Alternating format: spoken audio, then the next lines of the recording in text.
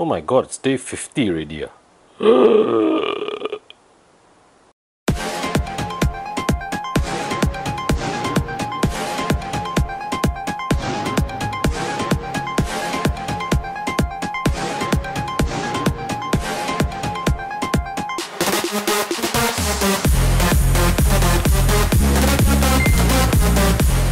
Okay guys, so as we all know, the big news today is the reverse U-turn, is it? Or it's the 360-degree turn. Maybe you can even call it the figure eight. Well, I'm talking, of course, about the reversal, or rather, the announcement that from the finance minister himself that we will indeed not have to pay interest if we take up the 6-month loan moratorium. So that immediately makes it a very easy decision whether or not to take the moratorium. And I think most of us would choose to take it because it's basically 6 months of free cash flow. Now, previously, of course, I've already elaborated on why I felt that it would not have been unfair for the banks to charge a certain amount of interest on the deferment. Okay, but well, but they've gotten they have actually made a statement. They have actually announced that we are not we are doing away with interest these 6 months, and we have a statement from Ministry of Finance to back it up. So I believe that really is really has to be the end of it. Okay, and following up on that topic, there's a question here from our viewer who calls himself Indian State. Okay, and he says, does reduction of OPR by Bank Negara affect new car hire purchase loan? And of course you're talking about new loans if you apply like now, right, as opposed to existing loans. Well, it should, okay, there should be a reduction in the interest rate, but also bear in mind, in this crunch time, don't be surprised that the banks will also tighten their requirements, making it a bit more difficult for your loans to be approved. All right, and moving on to other news, if your car has been due for servicing, service centers are now reopened. Okay, we've got the news release from several brands. Was it what? Proton, Nissan, Toyota, Volkswagen, Mitsubishi, a few of them. Okay, so they have announced officially that the service centers will reopen, and all of them will be observing procedures, SOPs, as mandated by the Health Ministry, which means that all servicing will be done on a by appointment basis. Okay, they will not be entertaining walk-in customers, and you can only just drop off your car and then you will need to leave. All right, once your car is done, they will call you. You go and pick the car up. Okay, and of course, as you hand over the car, you'll be required to have temperature checks. Have your body temperature checked. You have to fill in your medical declaration form, and there'll be face masks provided. There'll be hand sanitizers, and also the dealerships, the outlets, are also required to regularly sanitize their premise. Okay, to ensure that the premises is clean. And finally, your vehicle, they will also be required to sanitize your vehicle before returning it to you. That is part of the SOP. And additionally, just for Toyota cars, right, they announced earlier, this is an earlier announcement, that your warranty, should your warranty expire during this MCO period, UMW Toyota Motors will automatically extend your warranty by 30 days from the end of MCO. So assuming that the MCO runs its course on 12th of May, then you will get an extra 30 days beyond 12th of May, regardless, all right, regardless when your warranty expires, whether it's 18th March or 11th May, you get an extra 30 days after the 12th of May. Ladies and gentlemen.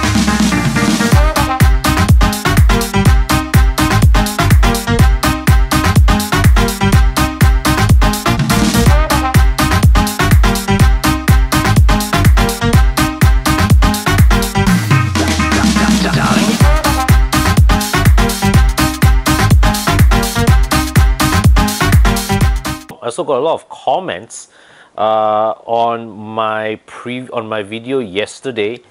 This is the one about my preferences for staying in non-gated townships and how, you know, raising a family has made me reconsider that that viewpoint.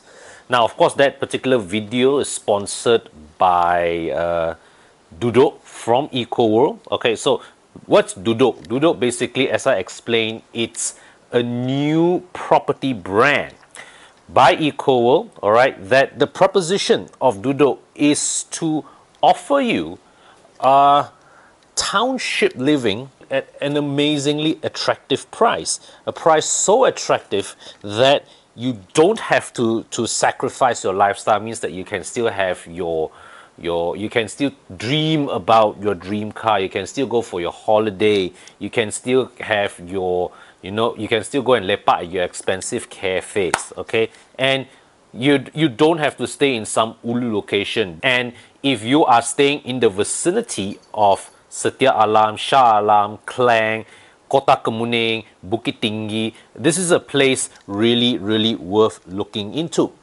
Now, further details of the place will be coming later, but what I can tell you now is that when I looked at what is on offer, the first thought that came to my mind was, where were these guys when I was getting married and looking for a house? Register yourselves at duduk.my, duduk.my, to know more about this new property brand from EcoWorld, and also to be amongst the first to receive their latest updates. Okay, so with that message complete, we shall proceed to our Q&A for today, and we will start with Satish Kumar's comment on one of my old Shell Helix videos. This was the one where I covered the launch of Shell Helix made for Malaysia engine oils. So he asked, how about bottles that have Thai language with English? Is it original? Are those original engine oils? So the thing about engine oils is that regardless of your preference, okay, you definitely want to use original engine oil in your car, all right? And the thing is this, okay, there are a lot of counterfeit oils out there. So one of the initiatives that Shell Malaysia took was that they created, at least for our market, a special packaging whereby consumers can easily identify a genuine bottle of Shell Helix engine oil meant for our market. And they even included an engine warranty program as a little benefit, so that you would register yourself, all right, in their system. Okay, that way once you register, right, and then, you know, you use the QR code inside the labeling. That way, once you verify that match the QR code, that way you know the system, Shell's system, once you register, they are able to recognize you as a customer who is using a genuine bottle of engine oil. And to further sweeten the deal, what they offer is, if you continuously use this oil they will give you a free oil change every, I think, 3 or 4 oil changes. So it's definitely a very, very good motivation for you guys to use original lubrication if you don't already have. Okay, so Paul Wong asks, DB11 versus V8 Vantage, which one you prefer? My view, you can't go wrong with any Aston Martin, but if you must choose between them, go for the one with more cylinders, of course. So it has to be the DB11 V12. So Steven Penang Property Guy asks, what is the difference between 2-liter sedan and 2-liter high plus? He's commenting on my Mazda 3 launch walk around video. So those two variants of the Mazda 3, they are differentiated 10,000 ringgit apart in pricing, and for that money you get the features you have are adaptive LED headlights for the plus model. Now LED headlights are standard in the Mazda 3, but the lower models, right, it actually the visual appearance, right, it looks like a halogen projector headlight with the bulb type DRL, whereas the high plus variants, you get a full, LED with a signature daytime running light. That is one. You also get 18-inch alloy wheels, you get front parking sensors with the high plus model, and you get Mazda Eye Active Sense. All right.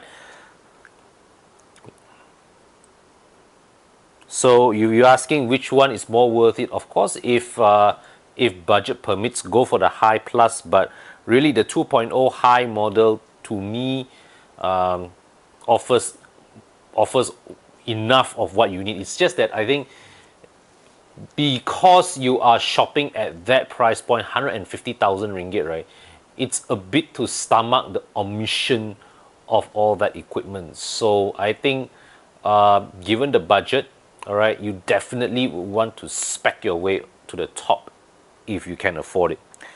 Okay, Gary Ma asks, is there a huge difference in the lifespan of car battery between different manufacturers? What brands do you usually use? Now, of course, there is a difference, but what sort of difference I can't comment because simply I don't have sufficient data to verify to back up what I'm going to say. But just to answer the later part of your question, right? My Wajah is using Amaron battery at the moment. We last changed the battery in December 2018. It's still going strong. My E39 is currently on Wata battery. S-Max, I'm not sure. S-Max is on the battery that came with the car, but now the car is undergoing its service, so I did request for a voltage check of the battery just in case. Now, I've been told by fellow S-Max owners that the battery failure for the S-Max at 1 year is not uncommon. It's not uncommon. And I'm not surprised because the S-Max runs a very sophisticated electronic architecture that draws a high amount of power. If you compare that with the Wajah is a very simple car, right? So you easily will be able to last a year and a half to 2 years on one battery. Now, the E39, the previous battery that came with the car was in use since 2011. And of course, why the battery is able to last so long is because BMW and most German car makers put the batteries at the back of the car. That way, you get better weight distribution of the car, and also you keep the battery as far away as possible from the main heat source of the vehicle, which is the engine. Okay, if you contrast that with my S-Max, when I look at the engine bay of the S-Max, the battery, it's like the bonnet, you open the bonnet, the battery is buried deep under here. So it's not easy to access that battery. I think it's not easy for a third-party battery supplier to access the battery module. All right. Yeah, but in general, it's safe to say that modern cars, especially if your car has things like auto start stop and all that, right? The consumption, your battery consumption will definitely be higher. You have keyless entry. All these things draw more power than old school systems. So yeah, I would say that rather than look at it by brand, it would be fairer to say that the heavier the electrical load your car has, the shorter lasting the battery would be. All right.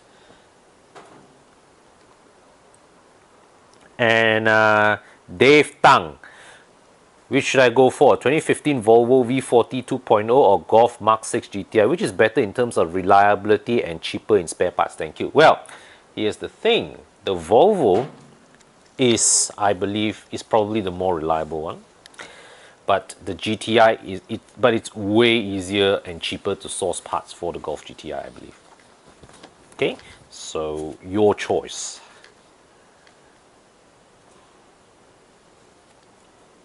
Gary Teo, what would you recommend for 700 monthly installment car, new or used? This would be upgrade from my daily 2007 1.3 Myvi. I'm currently looking at the coming X50, D55L, that's the Pro Duo SUV, Almera or City. But I'm also looking at 2014 Mazda 3 or CX-3. What are your thoughts? Now, I have replied to your comment. So from this list that you showed, the X50 looks like a promising product. Don't know much about the D55L yet. The Almera and City are safe, okay choices. I would lean towards the City over the Almera in this instance. But based on what you have laid out, right, my pick would actually to go for the Mazda 3 because that is a higher segment product. Okay, but of course you're looking at a used car, which means that you need to do more homework to check the car out. With Mazda, with used Mazdas, the thing that to look out for will be suspension wear, because Mazda bushes and rubber parts are known to wear quickly. Okay, you also considered the CX-3, which is fine, but if you regularly drive a lot of people, you're using it for a family vehicle, then I don't quite recommend it, because the CX-3 really is, from a space perspective, it's no different from a jacked up Mazda 2 inside. Okay, so yeah, the CX-3 is a nice car to have as a second car, or if you are single, you don't regularly fetch other passengers, that's fine. Okay, but if you have if you're using it as a family car, or if you regularly fetch more than 2 or 3 people around, yeah, CX-3 is definitely not suitable. All right, so Aaron Jimmy, resale value matters a lot in car ownership. We simply can't deny it. Like some car enthusiasts say, resale value totally useless, shouldn't matter, blah blah. I wouldn't say resale value is does not matter. It does. Okay, but what I would say is don't let resale value scare you off a purchase decision. Okay, I mean, honestly, if that's my fear, I wouldn't have bought the S-Max lah. Let's put it that way. But if you purchase a car that is known to have poor resale value, what you will want to consider is, are you able, if you take a high loan margin, right, will you be able to make up the shortfall if you suddenly decide to sell your car? Okay, and the thing is that, right, the circumstance that usually leads people to suddenly choose to sell their car usually are very, very sudden, very unexpected circumstances. Okay, maybe even financial emergency. So that is a time where you probably don't have spare cash in hand. And that's why, right, when you are buying a car that is known to be a brand rather, that is known to have poor resale value, you may want to consider putting a higher down payment just to insulate yourself against the effects of depreciation. Okay, so my view is, I wouldn't let just resale value alone scare me from purchasing a car, but I would use it to inform my decision on how much down payment to put. And if it turns out that, you know, I can't afford what I deem to be a necessary amount of down payment, means cannot afford the car lah. It's as simple as that. Okay. Yeah, of course. And of course, if you're buying used, then the effects of resale value becomes less of a consequence to you, because resale value, the bulk of the depreciation was already absorbed by the first owner of your car anyways. So if you're buying second or third hand, the worst of the depreciation is already over. And Demi Kit, hi Con, can you recommend with 50k budget? Should I choose the used 1.6 Cerato year 2015 or Vios 2015? I heard negative feedback for the Cerato, such as noises coming from front, left, right panels, maintenance spare parts can be a headache to source. I'm thinking of getting the Cerato. What do you think? Well, of course, Cerato won't be as easy to maintain as the Vios, that's a given. But it's also not scary lah, okay? There are plenty of Korean car specialists out there. So finding a good mechanic or a good service center to work on your car, it's not a problem. Yes, parts will be more expensive than the Vios, less common, but reliability wise, I don't believe the car has major issues. It's not the kind of car that will get you stranded on a flatbed. So if you like the car, I mean, by all means go ahead and buy it, because the issues that you mentioned, okay, and I have no way of confirming this because I don't have direct dealings with Korean cars before. Noises coming from panels, it's really, it's not a deal breaker lah to me. It's not a deal breaker. And that's something that you can easily iron out with a trip to KL Autofoam. Okay.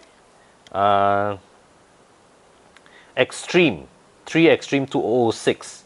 Do you think Audi A5 2012 is still worth to buy? Yes, it's a good buy, but well, just be prepared to pay for some I think be prepared to fork out about 8 to 10k of restoration costs. If you are mentally prepared for that, then you'll be fine. Okay. As Bobby has often said, Audis generally are not unreliable cars, provided you do your maintenance homework. Z Chong Teo, beware of these agility financing by non-conventional financiers. Award scheme is like refinancing repayment up front but heavy towards the end. You are literally spending your future income. Yeah, you are right actually. All these balloon financing packages, you pay your installments, right? Okay, you start this much and then your installments increase. Okay, which in a way is a risky thing to take, because you see your graph, right? Okay, this is your depreciation curve. All right, so your car loses a chunk of value at the start, but it stabilizes after about 3 or 4 years. But you see, whereas your repayment, you start off slowly, and then as you pass 3 or 4 years, right, it becomes steeper and steeper, and your graph, okay, you still have your loan balance for much of the repayment, what you call it, for the repayment tenure, right, does not catch up with your loan balance. So these schemes are nice as promotions to attract customers, but you're right actually. I wouldn't recommend that you take up a balloon financing package. But don't confuse though, there are leasing packages out there which give you the option of, you sign a contract, after 3 years you have the option of returning the car, or you have the option of upgrading, or you have the option of buying off the car. You see, but the important thing is that there is an exit clause waiting for you at 2 or 3 years down the road, which you can just wash your hands clean of the car without having to fork out extra money. Okay, that is the important difference that you may want to consider. Okay, Kelvin Keegan, not Kevin Keegan, Kelvin Keegan. Appreciate your.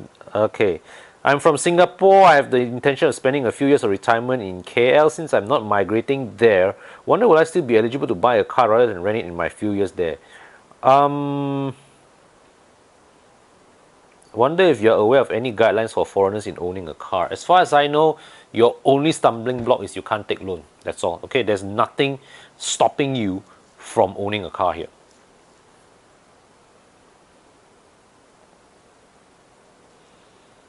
SW asks, between Passat and Camry, which would you recommend as a daily drive for long term? About 7 years. Camry, lor, proven engine, so no question, no contest. Okay. Okay, last question. Anas010. Tucson is using wet or dry clutch. I tried searching up on the internet for the answer to this question. I don't. The official Hyundai sources that I looked through, that I scanned through, did not have any answer, direct answer. But what I read, third-party sources tell me that it is a dry clutch transmission. Okay, so yep, that's all the questions I have for this video. Okay, so guys, thank you all for supporting. Thank you all for asking your questions. Okay, really, actually, I've come to enjoy this this whole Q&A routine. So for now, yes, MCO has been eased. We are now on conditional MCO, but still the same advice goes.